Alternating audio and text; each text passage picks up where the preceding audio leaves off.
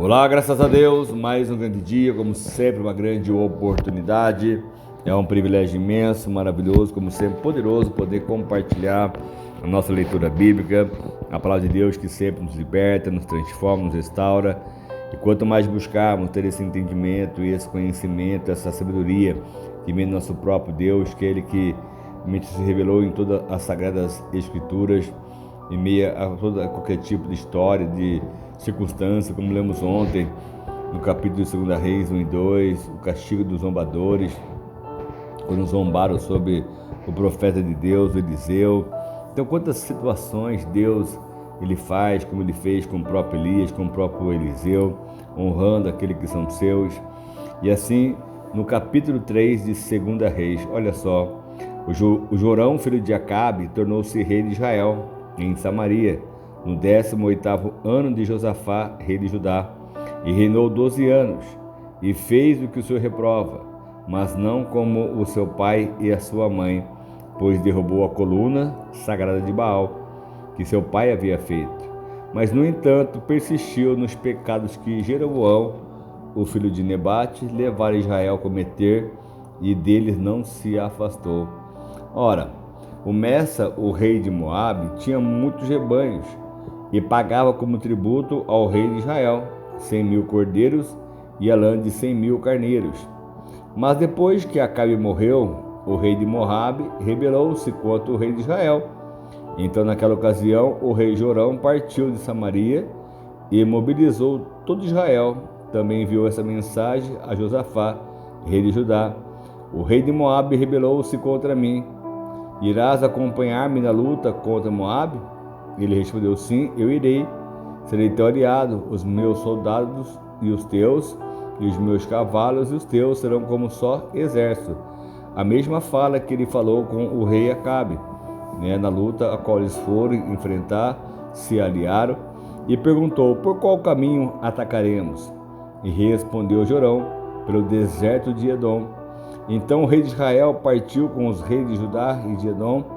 Depois de uma marcha de 7 dias, já havia acabado a água para os homens e para os animais. Então ele exclamou ao rei de Israel: e agora? Será que o Senhor juntou a nós os 3 reis para nos entregar nas mãos de Moabe? Mas Josafá perguntou: será que não há aqui um profeta do Senhor, para que possamos consultar o Senhor por meio dele? Olha que bacana, né? O rei Josafá, quando foi falar com Acabe, também numa guerra, numa situação, numa circunstância, ele falou: mas não tem um profeta que a gente possa consultar? Aí foram consultar o profeta Micaias. E agora aqui, então, mais uma situação, parece que corriqueira, mudando só que agora o momento, os personagens, não era mais o Acabe, agora sim era o rei Jorão, e aonde então uma situação na qual Moabe se rebelou contra Israel. E Josafá ele fez a mesma pergunta: será que não há aqui profeta do Senhor para que possamos consultar o Senhor por meio dele? Então, do rei um conselheiro de Israel respondeu: Eliseu, o filho de Safate, está aqui. Ele era auxiliar de Elias. Josafá prosseguiu: a palavra do Senhor está com ele? Então o rei de Israel, Josafá e o rei de Edom foram falar com ele. Eliseu disse ao rei de Israel: nada tenho que ver com você. Vá consultar os profetas de seu pai e de sua mãe.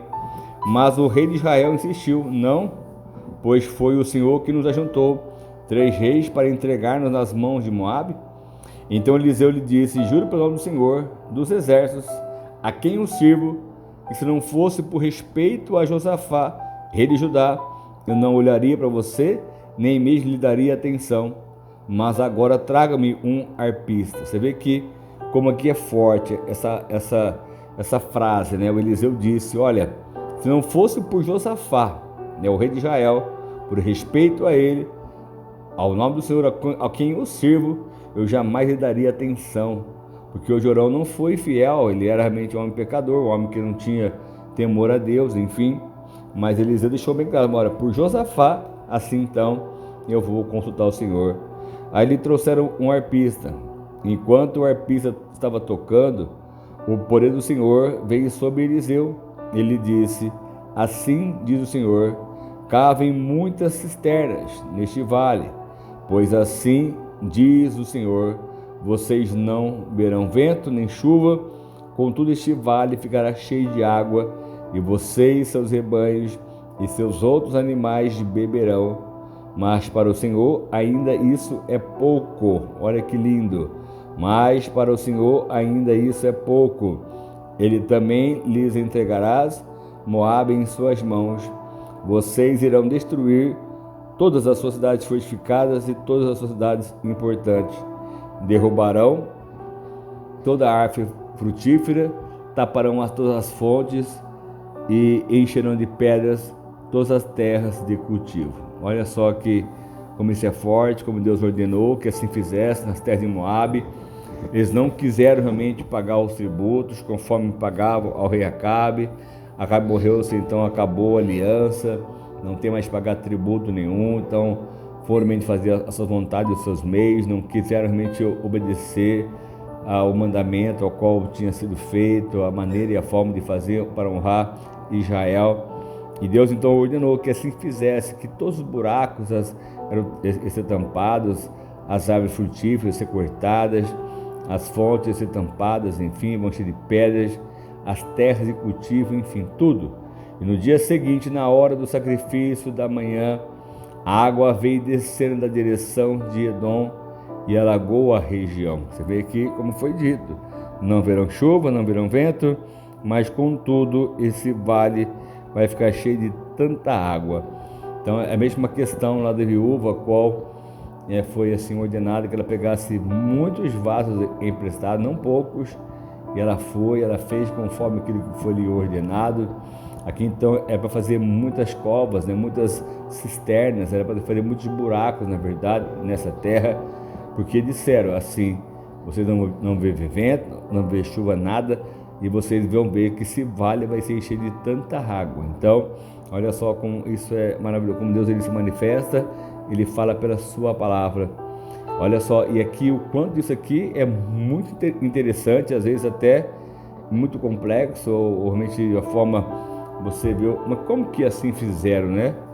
Quando os moabitas ficaram sabendo que os reis tinham vindo para atacá-los, todos os que eram capazes de empunhar armas, dos mais jovens ao mais velhos, foram convocados, e assim se posicionaram na fronteira.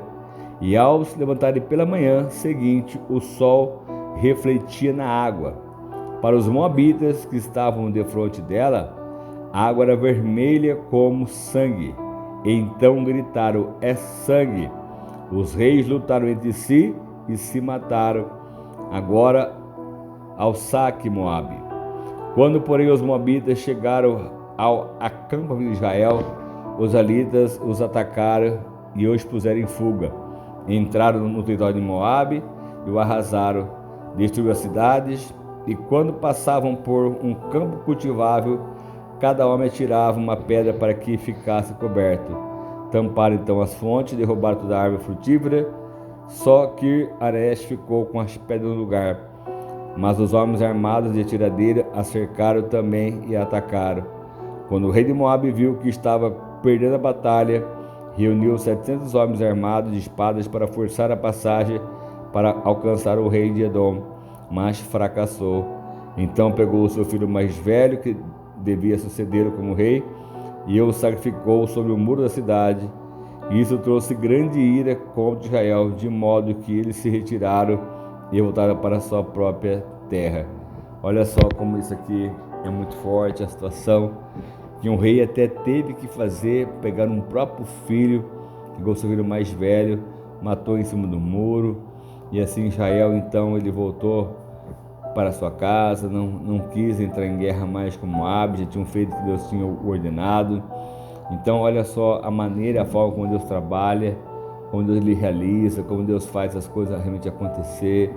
Deus ele é surpreendente, ele sempre nos surpreende, nos dá muito mais visão, direção, ele dá muito mais daquilo que precisamos, imaginamos. Então se nós queremos sempre confiar no Senhor, porque assim é o que realmente acontece dia após dia.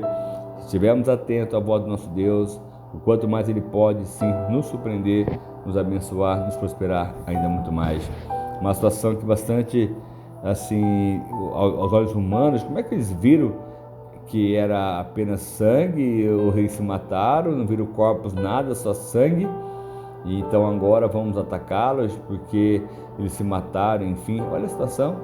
E assim Israel então pôde tomar posse do que era deles de verdade. Então é o que Deus quer fazer com você, comigo, conosco. Deus quer mudar a nossa história de vida. De repente de uma situação que parece que não tem mais solução, parece que não tem mais jeito. E Deus vem com a sua palavra, com a sua direção e diz: olha, não haverá vento, não haverá nenhum tipo de chuva, nada, mas esse vale vai ser cheio de tanta água assim. Apenas faça a sua parte e esteja tão pronto, preparado. Cabe as cisternas. Então eu creio que Deus fala ao seu coração para que você possa então realmente cavar a sua cisterna. Creio que Deus vai encher esse lugar de tantas bênçãos da sua própria vida, enfim. Não fique apenas olhando para o vento, porque muitas vezes você não vai ver nada acontecer, mas Deus vai fazer encher o seu vale, vai encher a sua casa, a sua família, tantas bênçãos que você vai ter condições de emprestar e sempre jamais tomaria emprestado. Então que Deus venha sempre te surpreender e te abençoar de forma assim abundante, em nome de Jesus. Amém? Vamos orar. Vamos clamar ao nosso Deus para que Ele possa fazer justiça e operar sempre em nós o sobrenatural. Senhor amado Pai, mais uma vez eu quero te agradecer por este momento, essa palavra, meu Pai, por esse dia. Estamos aí, Jesus, para encerrarmos nosso mês de fevereiro. E Deus, agora são dias de festas, meu Pai, onde muitas pessoas estão se deixando se levar pela carne, pelo desejo da carne. Mas aqui estamos nós, meu Pai, realmente a lutar, a guerrear e a crer, confiar que o Senhor vai dar a vitória para cada um de nós, porque aquele que persevera no Senhor, o Senhor vai dar a vitória. Aquele que persiste no Senhor, o Senhor vai dar a resposta, como o Senhor fez com o povo de Israel, como o Senhor fez, meu Pai, com os profetas, enfim, como o Senhor foi abençoando, como o Senhor vai dando vitória e resposta, como o Senhor foi realmente exaltando, meu Pai, esses reis, esses homens, enfim, meu Pai, eu sei que o Senhor pode fazer e vai fazer muito mais, meu Pai, sobre cada vida, porque o seu poder é o que vai sempre nos surpreender, nos abençoar ainda muito mais. Amém? Receba essa palavra, essa direção para a sua vida, que você possa viver sempre o melhor de Deus. Que Deus tenha em você realmente algo muito maior, misericórdia, paz, alegria, felicidade, poder, honra e virtude, que te levante, que te prospere, que abra sua mente, abra seu coração, o seu entendimento, que nada seja um impedimento, um obstáculo, para que você possa ir além e do próprio Deus viver o sobrenatural. Amém? Deus abençoe. Deus te prospere muito mais, dê você revelação e direção sempre, porque Ele é fiel para isso. Ele vai dar a você essa vitória sempre em nome de Jesus. Amém? Deus abençoe, fica com Deus. Se precisar, pode contar conosco sempre, nossa mensagem de orações, em nome de Jesus.